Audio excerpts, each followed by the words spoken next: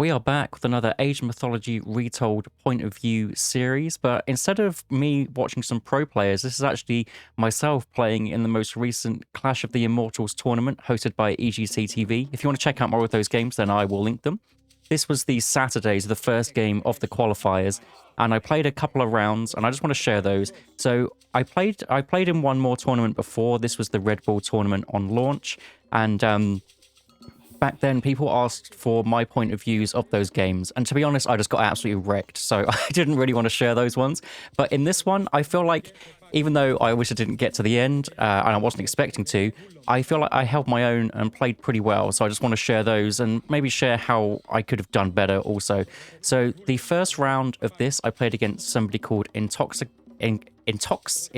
instead of Intoxicate. So this one, I'm not going to show the full game. So IntoxiNate is a 1k rated player, and I want to show that I think everyone should participate in these tournaments, even if you don't expect to win. Like me, I'm 1500 rated. Some of these players later on are like 2k rated. So even if you're rated anything and you feel like playing an AoM tournament just to take part, you really should. During this tournament, there was only like 40 participants. And if there were more 1k rated players, I think it would just be a lot more fun for everybody, because I came up against this guy. And if there were more 1k guys, you know, there would have been a bit more battle right at the start. But to be honest, he played it really well. He's building Axeman to go up against my hoplites. I went for a Bull Minotaur rush to put on some early pressure, because I know it's something that lower rated players don't like. And I kind of abused that fact, so I'm very sorry about that. But basically, you just want to micro the hoplites away from the Axeman and make sure that you take out any priests that are dealing with the Bull Minotaurs there. So he played it really well to get the counter units, just didn't have the micro to keep up with the amount of Minotaurs that I was spamming at him. And that will be all she wrote for the first game. But yeah, I really encourage anyone that wants to play in these tournaments to just play in them. They are a lot of fun, and you end up playing people that you wouldn't normally play, as we will see in the next series. But that'll be the end of the first game, and now we'll get into the second one. So the second game, I decided to go in with Isis. Isis is my favorite god, and even though I think a lot of people think Egyptians are quite weak right now, it just makes sense to play what you're comfortable with. Rather than go for something that's meant to be meta and you're just not very good with. So what I do is I go for the Flood of the Nile upgrade early on, and then I decide to go for a second town center. Now, my opponent here in IntoxiNate, he is Aranos, and Aranos can drop a Carnivora down next to your town center. So rather than just go for a naked second town center after going for my late advance time of 4:30, I wanted to make sure to get at least a couple of priests out, plus my starting priest, to actually deal with that. And I see that he sends over the Caladria there, and that's when my priests run back. But actually, he was just scouting in general, didn't want to drop that down. So I was like, okay, my guys can go back to building their obelisks. It's better to be safe that way, because you could just straight up lose. If you've almost finished the town center, the Carnivora comes down with a couple of Mamillo, and you're like, well, that's going to be the enemy. And something again, because I put on some early pressure to him, he drops his Carnivora very defensively. So that's good for me, because that was probably the only thing that was really going to stop me from getting my town center or getting this forward hunt. I also drop a safety barracks down, because I know that there's probably going to be some Mamillo or some Terma. So that means that if there's Terma, I build Spearmen. If there are Mamillo, I build Axemen. And that's kind of what it's there for. I also send my Sphinx, and I got that relic, that Fey Beast relic. I just send them round the back to kind of harass his wood line while I'm safely getting up to the heroic cage. The plan is to get to the heroic cage, drop double Migdals, and then go for Migdal units like like camels and chariot archers. I also just do a little bit of micro here to pull back my low HP spearmen. And also, I'm fighting with my villagers, because I built a second town center, and I know that he hasn't, because I've got obelisks on both of them.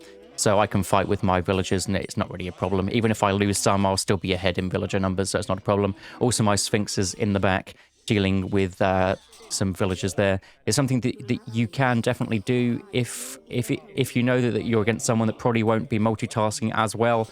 Then you can attack two places at once. Even if you're against a top player, you still want to attack multiple places at once. It's just the best way to do it.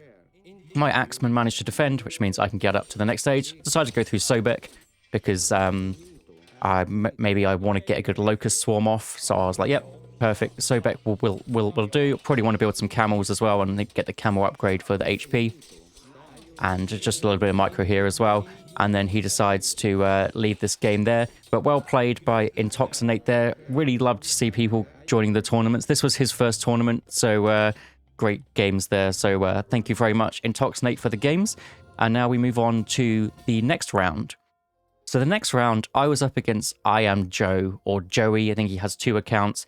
He is an Egyptian main, and I've got the bans up here, so I was actually pretty proud of these bans. So I know who he is because I used to watch Legacy, watch Boyd cast some of those, Boyd and Iron Maiden, and I knew that he is an Isis and Ra main. So I banned Ra, picked Isis, and then picked Set as well. He obviously went in with the Chinese. I didn't know he played Chinese. I don't really keep up with him now. It was just from when I used to watch those back in the day.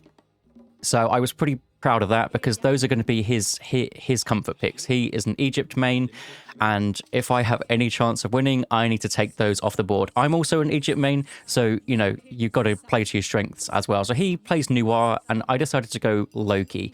I've played a bit of Loki recently, since the team game tournament hosted by the Keen clan.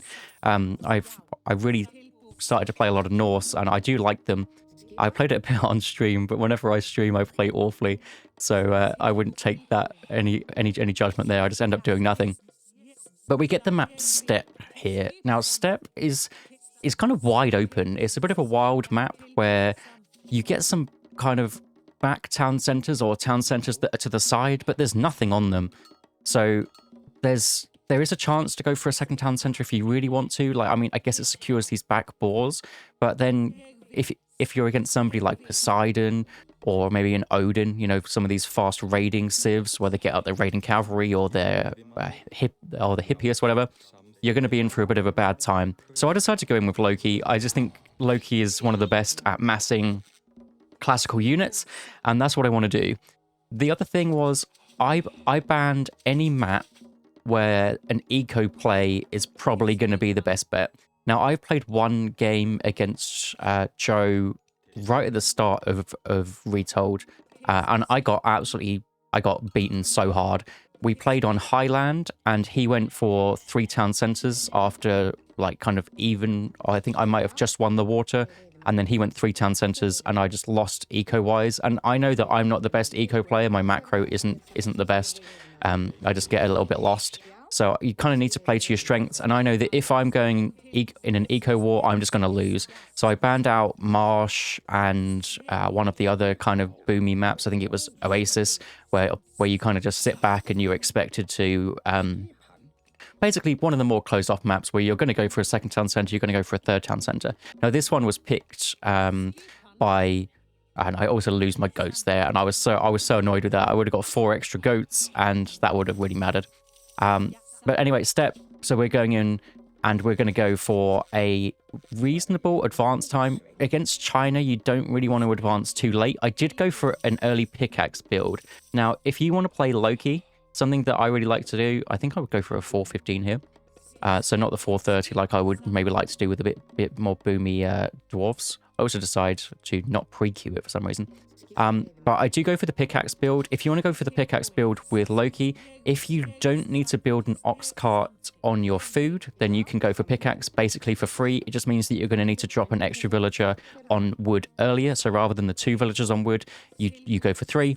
And then that basically makes you get pickaxe automatically. And it is very, very good to get that extra gold out if you're going for a bit more of an eco play there. It's similar to when you play Isis or Ra or Set, to be honest, and you can just get a free pickaxe because of all the wood that you start with. You just need to chop down a little bit of trees. Now, honestly, I'm not sure what to expect from the Noir. I dropped the spy on the Quafu. I didn't know whether to do that because I wanted to save it for the hero Quafu, but also I know that I need my builders back basically to just spam up buildings, because that's kind of what you want to do with Loki. As soon as you advance to the classical age, you want to build as many as possible. I also see he goes through how to, which is the goddess which gives you that flying tiger, the Chongqi, I think is its name. And that means that I need to set one of my hearses by my wood line back there. Otherwise, he's going to be there. And I also send my troll back because those things, I think they kill villagers in 4 hits, maybe 3 hits. Is pretty crazy. He also goes for the very early earth wall. And I don't really know what he's doing there. I can see that he's probably not going for a second town center, which is good for me. That's exactly what I wanted to not happen, because I've seen that he has hand axe here. Normally, if you're going for a second town center, you don't get something like hand axe, or at least that's in my experience anyway. Feel free to tell me if I'm wrong. Unless you're going to get someone like Frey or someone like that, that's obviously going to get those eco upgrades anyway. But normally you go for eco upgrades. If you're not, I also see the Chongqi here, which is when I'm like, yep, send the hearses back, and make sure that they make sure he doesn't steal another one of my goats. So right now, I'm building a wall. Also, I'm building my buildings very defensively around that gold mine because I've got a forward gold mine and that's awful. And I can't really put pressure onto his base because he's just dropped down that earth wall. So my plan is to kind of... Right now, I don't know if he has built a town center, so I'm keeping enough resources in the bank to see if I need to. I then see his units here, so I'm like, right, that's time to build throwing axemen, because I've seen the Dao swordsman counter to Dao swordsman is throwing axemen. So I've got enough military buildings to, if he comes to attack me, I can just build them out right now, and that's exactly what I decide to do. He's also sending through some lanterns to see what I'm doing, and I'm like, right, idea here is just build a wall, because he might come around and try and get my wood line here, which is why I bring my troll back, and all is well. Also, just kind of spamming out the units, just spending my resources where I can. I think I end up dropping 4 military buildings, and that's probably a good amount to get a decent amount of units out. You want to get, so the mix that I kind of go for is hearses to deal with the myth units, then I will get some raiders to deal with the archers, whether that's fire archers, whether that's the heroes or those javelineers. And then I saw the Dao swordsman earlier, so obviously the throwing axemen are going to be the best bet for that. I also send out a couple of raiders because I haven't seen loads of units. I also forgot to mention that I built my house on his second town center very early on because I thought that might be something that he wanted to go for. So just checking that third town center there to see that he's definitely not going for a 2 town center play. Now, I'm not saying that I'm ahead from that, but I know that I'm not behind, so that's more than good enough for me. I also need to think about soon moving out onto that forward hunt and maybe seeing if he's on his forward hunt. So this map has a lot of boars on it, and boars obviously going to give you a lot more food than staying in your base. So I kind of check his ones there. Also see if I can get some free damage on the wall. I do that with my fast units, so if his units come along, I can just run away and be absolutely fine. And I do see that he has a large army here, which is exactly what I wanted to see. He has loads of Dao swordsmen, which is why I just tried to build more throwing axemen there, but don't seem to have the wood because I'm going quite heavy on the food for whatever reason. So this is what I mean. My macro is passable, but it's definitely not going to beat these guys. So that's why I decided to go for a 1 town center war, because then the macro isn't as important. I also see the Chongqi is still looking. I think eventually I set these guys to do a patrol back there so they don't come up in my idle military. It's a really good idea if you want to start incorporating that. This is when I realized I don't have enough wood, and I'm like, yeah, let's send some guys over to wood. Also want a decent amount forward, and it is also worth getting more wood so I can build some buildings forward to kind of make somewhat of a defensive position here. Also running in with the raiders to kind of distract and have a look to make sure that he's not coming to attack me right now. These guys, I do set it up. So I put mine on V, my patrol option on V, so you just hit V and move them around. Making sure that my guys are actually hunting. For some reason, when it's aggressive hunt, they can sometimes not want to. Also, I've got a guy sat back to make sure I build the houses in a defensive position. What I do quite often with Norse, especially, is build them forward and then have a bit of a troubling time.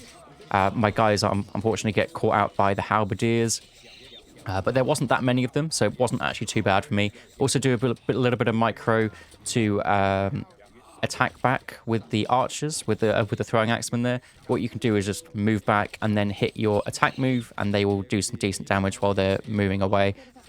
He's doing a really good job to pressure out my food villagers here because he has a lot more units, so I kind of need to bring my guys back. Fortunately, have a bit of trouble selecting them. Just something that happens to me because I use the easy military drag, and if you hold Alt, you can then select your villagers. If you let go of Alt before you finish selecting, then it's just a little bit funky.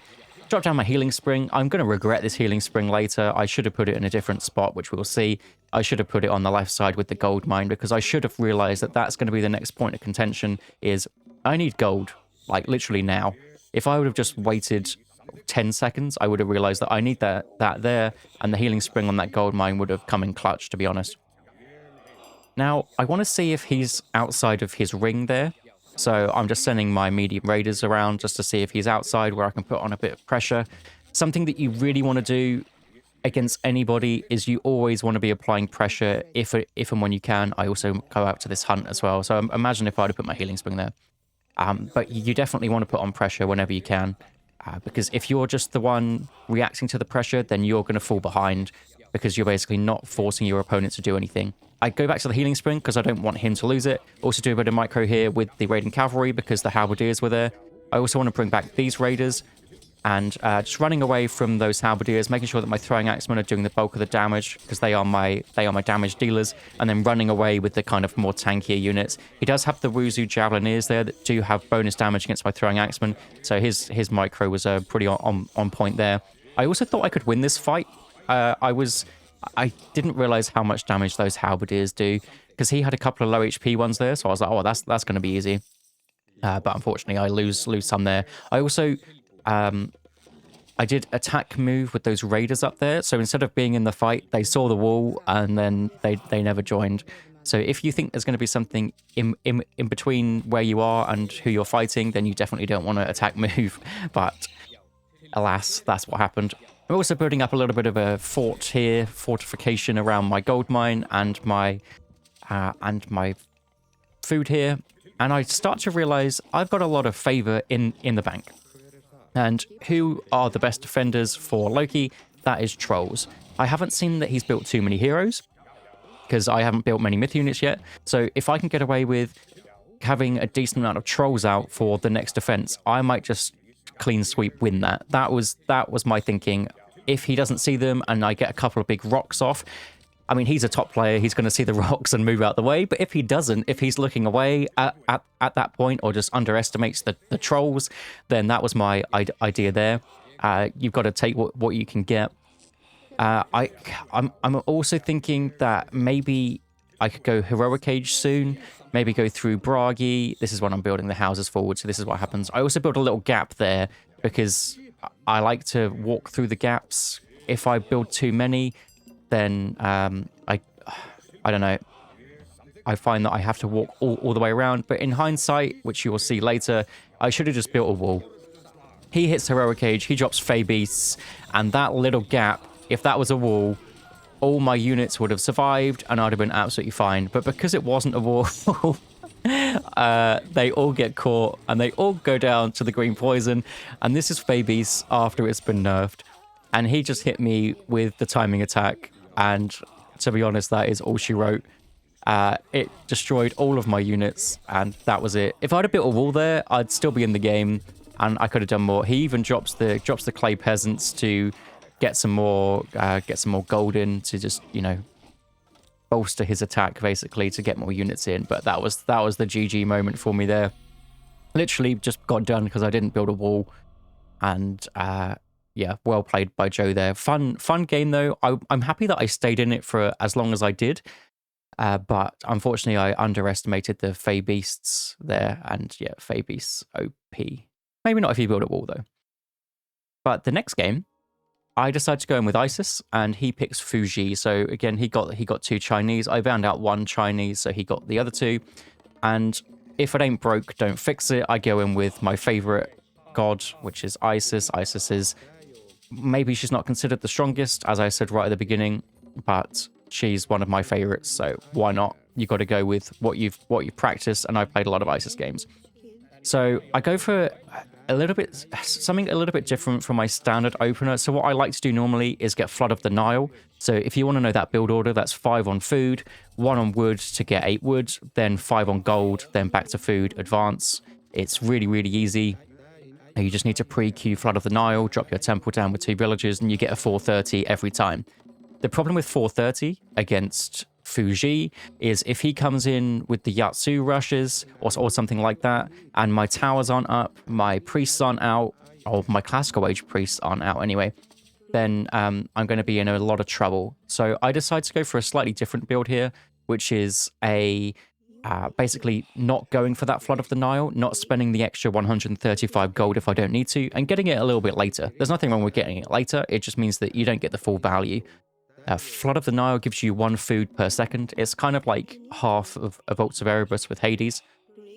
And I just do a little bit of movement here to get my pickaxe. I still get pickaxe. If I wanted to go for a super fast advance time, then even just not getting pickaxe would probably be the right way forward. But I go, no, I'm just going to get pickaxe anyway because I think it's very important.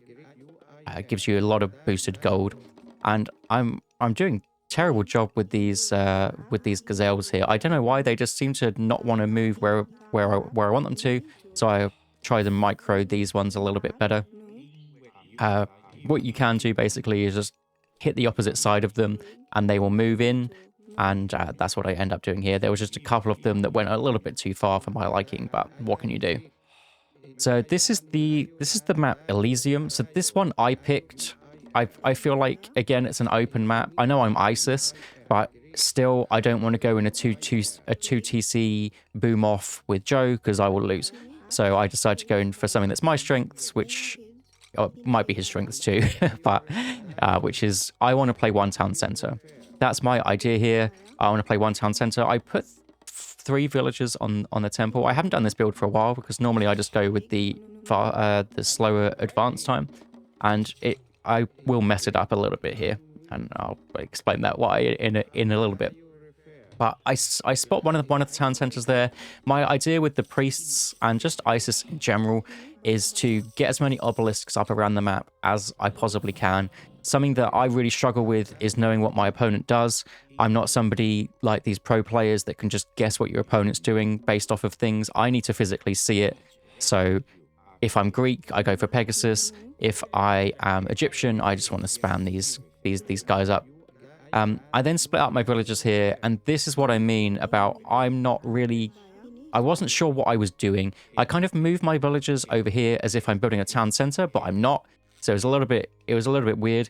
What I should be doing is 2 of these gold villagers here should be on wood. And the reason for that is so that I can get husbandry, because husbandry will make the food in my base basically equivalent of any hunt that I'm going to get outside of my base. And if you're going for a 1 town center Egyptian play, that's what you want to do. I get Flood of the Nile here because I know I'm not going for that town center, and I just lose out on what would that be, 2 minutes worth of food. So 100, let's say 100 food I kind of lost out on, but it gave me the safety of getting a faster advance time because I went for the 4 minute. And then I'm just spamming up my buildings here because they're free for Egyptians, and those are the ones I need to get. I need one of those to get to the heroic cage, but might as well drop both. And my priests that I didn't need because he didn't go for the early attack.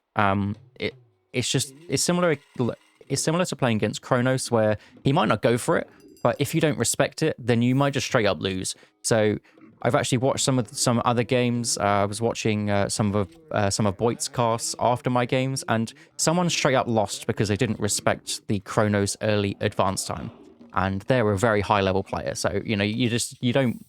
It doesn't matter how good you are, you need to respect what your opponent can do, and that's what makes gods like Fuji or Kronos so good. Is you can't go for the late advance time that you might want because they could pressure you. And it also made me make a mistake, but I mean, that's more that's more on me. My Sphinx is more here to have a little bit of a scout around. If I find a villager and there aren't any pioneer heroes around, then I will happily kill some villagers, which I think I might find a little villager here. Peasants are extremely weak. because they only cost 40 food. They're just, yeah, so they're a little bit weaker than normal ones. So I almost kill a villager here, and then I'm just like, right, he hasn't retreated those, so let's run back. And then he brings these guys back out, which I try and get that villager kill, and I was so close to it, but I missed out.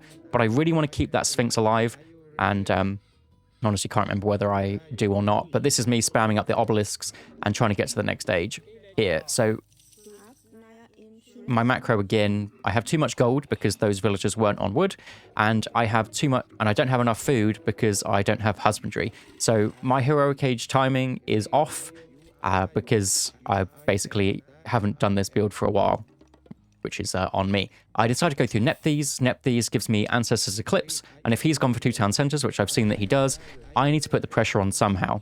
And Ancestors Eclipse on the economy with a Scorpion Man or with a Sphinx, whatever, can be really good. So my timing here, I think I managed to get it after this villager maybe. So it's maybe 30 seconds off. I think I can get a 7:30 or even maybe 7:15 pretty comfortably with a decent eco. But yeah, I decided to bring everything over, drop down my prosperity. Prosperity boosts the gold income like crazy, and that means that I'll be able to drop a Migdal stronghold down, or even 2 Migdal strongholds down, which is what I like to do, as we saw in the second game against IntoxiNate. There, I like to drop my 2 Migdal strongholds because I personally prefer a heroic age push rather than going for mythic age. It obviously can work. That stuff's been nerfed and it takes a long time to get there now, but it still can work, but it's maybe a little bit more cheesy. I also want to get another monument down. I drop a monument forward because that's where I want to drop my Migdal stronghold. Just makes sense. Unfortunately, I lose a priest there because I just really want to scout around. He's also getting a decent amount of heroes out, so he knows Ancestors Eclipse is coming. Joe is an Egyptian main. He knows about the Ancestors Eclipse. It's been the same for 20 years, so he knows what's coming. But you got to be prepared for it. But one thing that I do notice is those guys are all forward, which means that I can get in his base and get a little bit of an Ancestors Eclipse off there. So I'm wondering where to actually put this Migdal. I don't want to go too forward because I saw he has some units there, and he does have this flamethrower guy. So you got to watch out for him. And once my Migdal stronghold is done, he won't be able to use any aggressive god powers on it, even though I think for now he only has Vanish. But to be honest, I just forget which Chinese gods have access to whatever, and after the Fey Beast incident from the last game, I don't want to be in that predicament again, even though I don't think Fuji gets that, but here at the moment you don't know. I decided to finally get that wood, even though I know I'm going for camels. Camels are the best raiders, and camels have even been buffed. So they're going to be good against those pioneers that I've seen. So the idea is 2 Migdal strongholds out. It secures the gold mine, and I get camels to go on the aggressive. I need to put pressure on because if we both sit back, he wins because he's on the 2 town centers there. I drop Ancestors Eclipse in the main base, and that brings off his food. The best idea with these is to split them up. He has one group of heroes, and he will probably send them to wherever the Scorpion Man is, because the Scorpion Man's the only one he really wants to kill. The other ones, he just wants to stop his villagers dying, but the Scorpion Man will be alive even after these 45 seconds is up, or 30 seconds, whatever's left. So I know that that's where the heroes will go, and I'm just running around making sure that I try and get as many kills as possible. That was probably an average Ancestors Eclipse. It wasn't the best, but I did cause a bit of idle time. I got a couple of villager kills, so to be honest, it's done its job. Now the camels are out, and this is exactly what I need to do. I need to put pressure on. I still want to get the map awareness there. I still want the obelisks down, something that I just really value, and I don't really see many players doing it, to be honest, but I just really value it. I want to drop it over here to make sure that when he goes for these gold mines, if he goes for that town center, if he goes for this gold mine, basically anywhere that you can drop an obelisk down, I'm going to put it there. He's also done a really good job of actually walling his base. Fuji doesn't get the how-to, so he doesn't get the earth wall, so has to wall up on his own. I also get a chariot archer out, see if I can sneak over the wall and get some shots off on the wood line there. That he's gone for a very aggressive wood line, so you just got to punish that. Obviously, you're not going to get a kill with one chariot archer, but you're going to be able to pressure them out. I didn't bring back that priest for some reason, which is unfortunate. I also see that he was on this food line, and this was where all his low HP guys were. He has that really fast myth unit, and unfortunately, I just have to run away. That was a really nice play by him. He just saved his villagers. If I'd have killed a couple of those villagers, I'd have been in a much better position. Not that I'm in a bad position now, but that's what I'm there for. And I just want to mash units.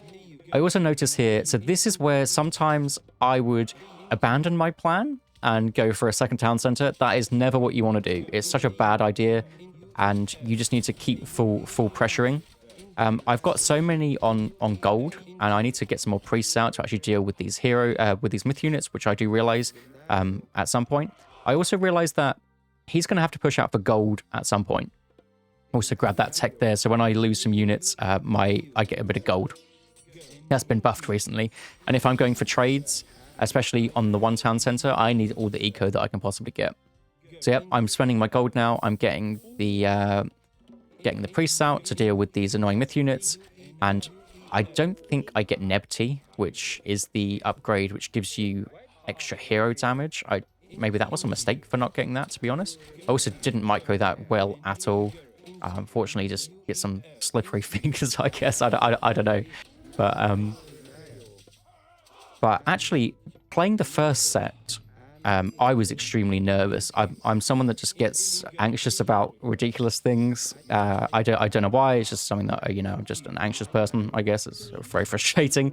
But in this set, I wasn't nervous at all. I don't know why. Maybe it's because I expected to lose, because obviously Joe's so good. But I wasn't really nervous at all, which was really great for me. Try and go on a little bit of a raid with my camels there, and they get blocked by a just vast superior number of units. My camels do counter these guys because they have the 2x multiplier there, but there's just too many of them. It doesn't matter if you have counter units. If they have double the amount, you're going to lose. Unless it's a really high value unit, something like a myth unit, they can obviously take out multiple. I also delete my monument to the villagers and then build a monument forward, because again, I don't want to deal with any of these myth units. I also, if I put my pharaoh on that monument to the villagers, then I get the healing for it. So I get a healing aura around there. The radius is actually massive, and it can really be a benefit if he wants to fight around this forward gold mine, which the reason that I put the middle there is to stop him going for this forward gold mine. And then I have an obelisk on the left, the bottom side, and an obelisk on the right. So I can see all the gold mines that he wants to go for. And this put me in the best position that I can really be in. Now it's just a case of getting trades in, and I get some decent trades this side on the right side. The middle, I'm just kind of distracting to make sure that he doesn't come back. But the trades are probably going maybe slightly favored for me because I'm getting some villager kills. But obviously because he's 2 town centers, I need the trades to be heavily favored for me, which right now they're not really going heavily favored for me, just slightly. So Joe's obviously playing this extremely well. Now, this is where I could make a decision to go, right, I'm going to go to the Mythic Age. I'm going to go and get something like Thoth to get a meteor down, do some really destructive damage. Or maybe I'm going to go for Son of Osiris to do something like that. But I decided to stay Heroic Age. I don't know if that's the right choice or not. If we look at my favor that's in the bank, if we look at my resources, I have 700 food and not much gold. I mean, I would have had more before I spent them on camels. I could have just waited, defended, gone to the Mythic Age and done something like that. But I decided to stay Heroic. I don't stay in the Third Age. I don't know if that's the right choice. If you know better than me, please let me know what would have been better here. But I do see that he's on that bottom gold mine there. So I don't really want to just hang around. I feel like I need to put pressure on. So it's all about kind of getting your units in the right position. So I'm kind of baiting with these camels here to then bring all my units together, because I feel like I can do decently in this fight, because I've been one town center for much longer than he has been. It doesn't make sense. I have been one town center and he's been 2. So I should win a fight like that if all our units are together, because he's spent so many more resources than me. But unfortunately, my units get a little bit split here. His units get split also. His pioneers there run out, and against my camels, they should win every time. I also realized right now that I haven't been sending units to gold for a while, because I used to have a lot of gold, so I didn't really think about it. This is what I mean about my macro probably isn't the best. But I do realize it, If I'd have realized that a bit sooner, it would have been good for me. I also looked at the market there. He's been selling like crazy. This is something that, because I don't play against these guys. I don't play against these high level guys. The market is normally there just for me, and I sell and buy stuff. But Joe has been spamming that. He's been, because I've been pushing him off of gold. He's been sitting back and selling his wood, selling his food. So actually, I'm in a better position than I really realized. But unfortunately, because my macro wasn't on point, I have access to every gold mine on the map because I'm one town center. I'm the pressure player. But because he's been buying and selling, then when I go to buy and sell, the rates are just awful. I don't think that fight went very well for me, to be honest. So it just means that, I don't know, he's able to manage, he's able to mine his gold, and that's what I really don't want. And to be honest here, what was kind of running through my head is if I ever leave him to it, then he's just going to go mythic. He's going to get a Great Flood. He's going to get whatever the other one is, the flamey guy or the Nidhogg type unit, and basically just wreck me. So if I just keep him fighting, and I get a little bit of gold back every time my unit dies, so these trades will mean that I don't just straight up lose to his superior kind of eco at this point, right? That was my thought process, but looking back, some of these trades are not favorable for me. He also has these units here. Are they the Taiwu? I'm not sure. Yes, they are. Taiwu. They're extremely strong. I noticed this game is actually pretty crazy. I constantly had to have a decent amount of priests out, and obviously my fairy there to deal a decent amount of damage. I also saw that his pioneers are kind of gone, so I was like, yeah, it's time to build some more myth units. I got my Scorpion Man out, and I mean, look at them. Look at the damage that they do. The downside of them is they're really slow, so you can pick them off as they're running away there. I want to get my Scorpion Man special off, and he does manage to get it off. I should have then pulled him back, but yeah, live and learn.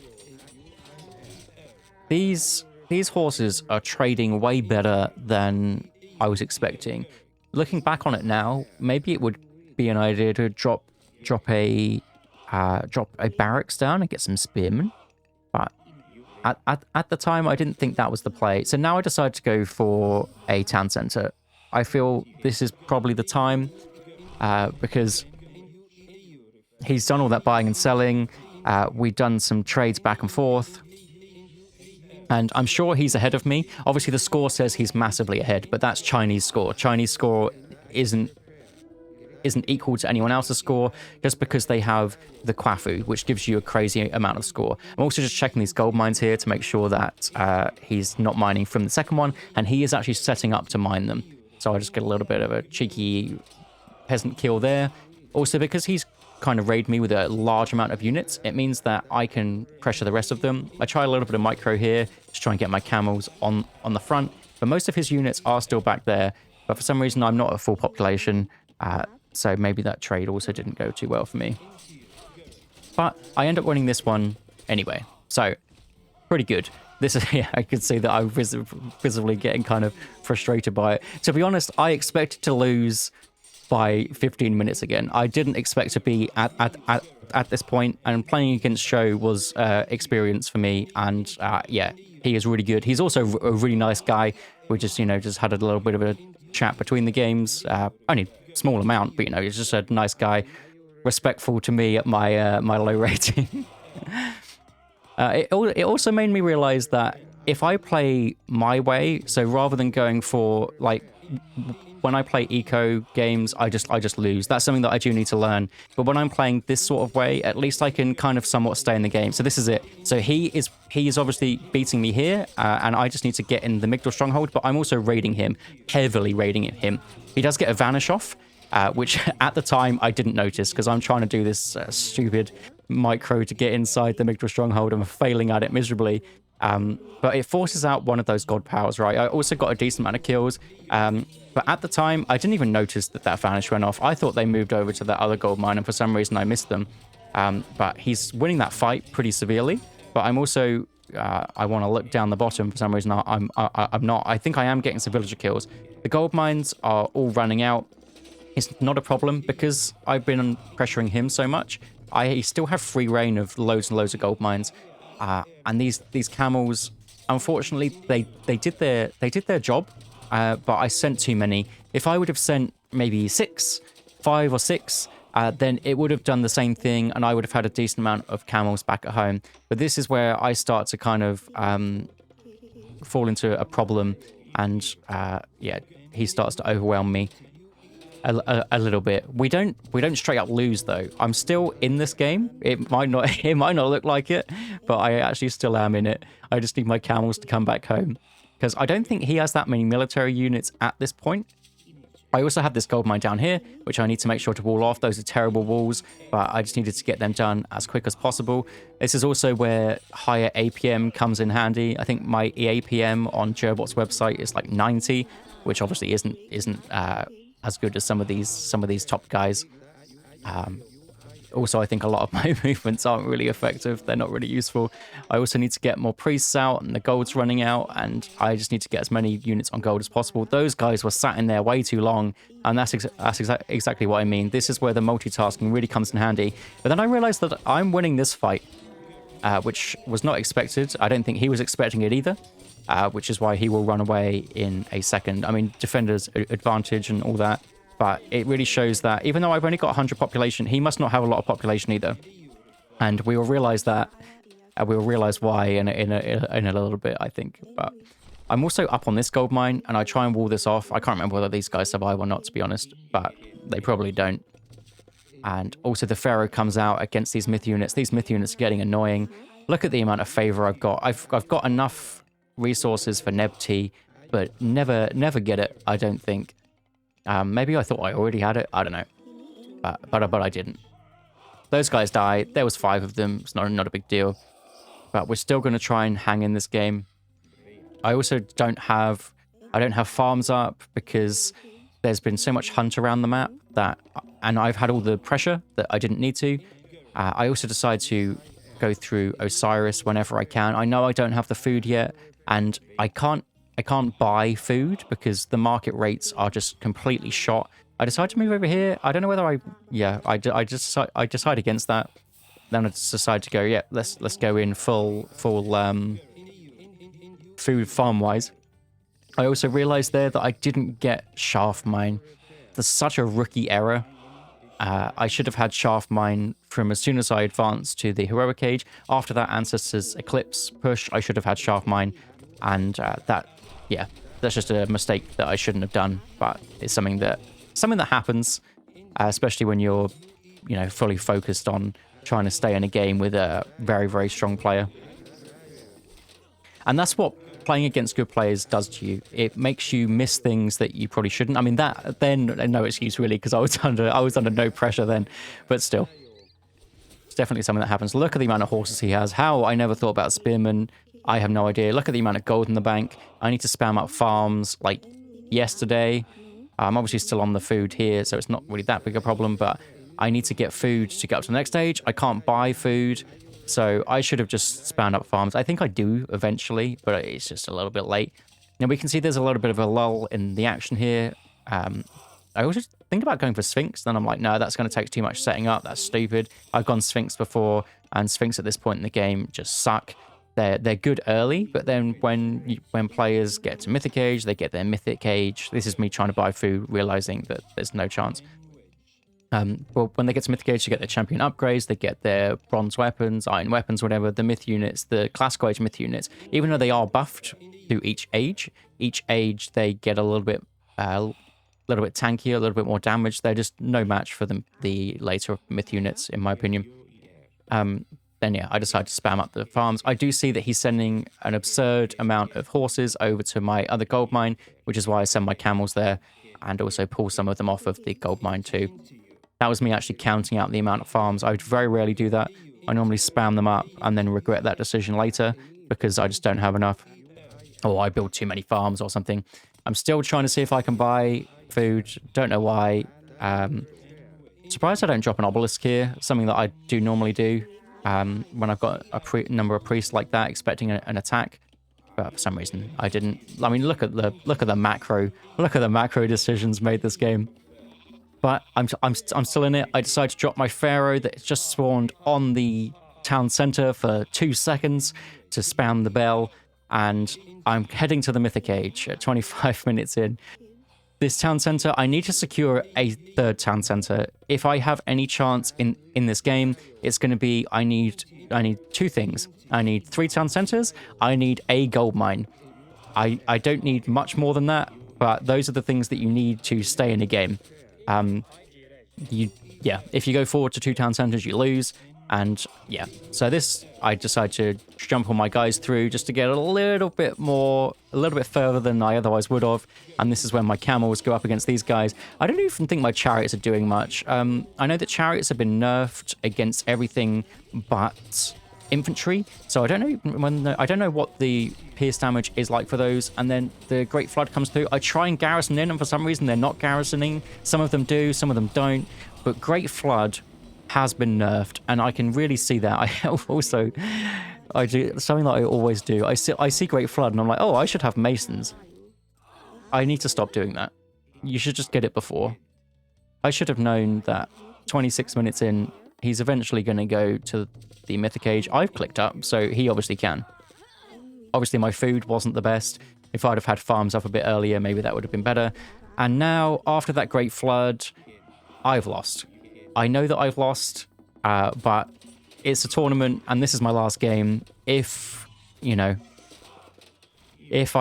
pull out now, then I don't get it to play any more games. So I need to see if I can survive. I don't think I can, but my last-ditch effort is Son of Osiris to come in, and maybe he, I don't know, maybe he disconnects. No. If he would have disconnected, then I obviously would have said he won. But you just got to stay in. I wanted to show that maybe I went to the Mythic Age. That's what I was doing, and he respects the hell out of it. He runs back because he knows that my Son of Osiris is here. But anyway, it's absolutely GG. He's taking that town center. He's going 4 town centers to 2. I have 1 gold mine left, but all of my Migdal strongholds are down, and his army is just absolutely massive. So that's when I just sit back and go, yep, that's the end of that. GG. Thanks for playing. And this was my tournament experience. To be honest, really, really fun playing against Joe. He's a really great player, and I wish him luck in the Sunday one. So I'm going to put this up today, so he will be in the next ones. And I might even cast some of them. Maybe we'll do a bit of point of view against him. But yeah, thanks to Joe, and I'll see you in the next one. And thank you to Joe for the nice compliment. I think he was just being nice.